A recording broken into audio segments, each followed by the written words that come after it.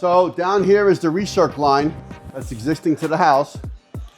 We're gonna put a new 90 and ball valve on here, and then we're gonna plumb it up into the bottom of the tankless. I'm making sure the O-rings didn't get pinched when I pushed it on the copper to make sure they're still good.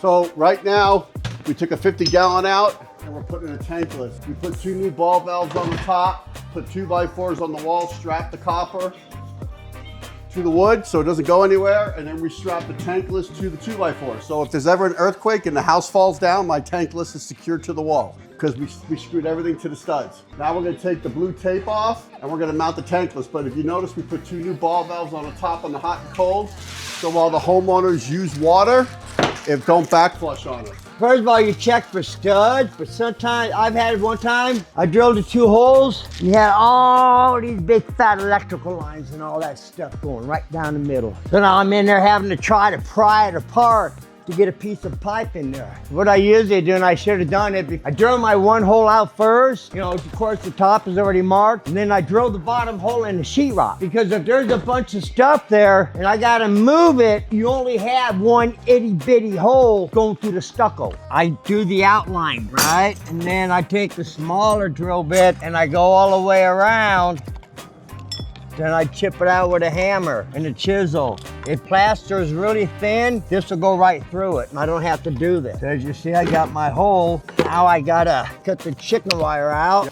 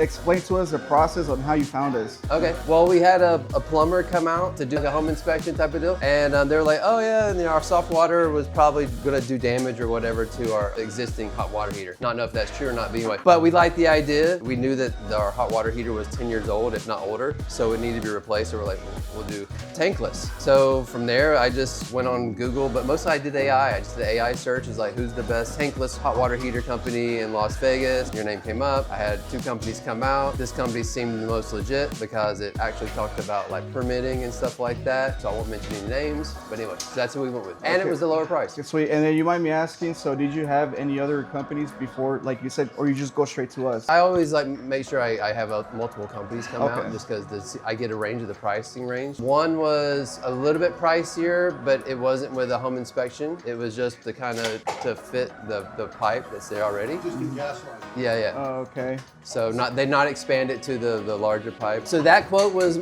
larger than your quote, and then there was another quote that was astronomical, was like $8,500. Okay, sweet. And then, so the whole process, what is your experience so far with like the office girls from beginning to right now so far? It's great, it's quick. And I got an email today saying that you guys already registered this for me. So I was like, oh, because I was like, what is this email? I was telling my wife, I was like, they registered the tankless hot water heater for us. I was like, oh, it's great. No, it's been good, it's been good. Actually scheduled for tomorrow.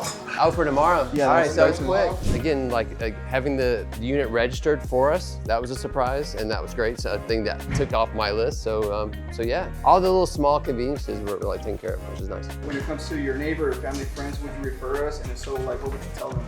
As for referrals, yeah, I would definitely refer you guys. What would I tell them? I guess it's just exactly what I told you, how they were upfront about cost, permitting. They walked us through everything, told us all the education. They told us what to be aware of during the permit process and inspection. So just, yeah, ticking all the boxes. It's nice to at least have an idea and know what to expect.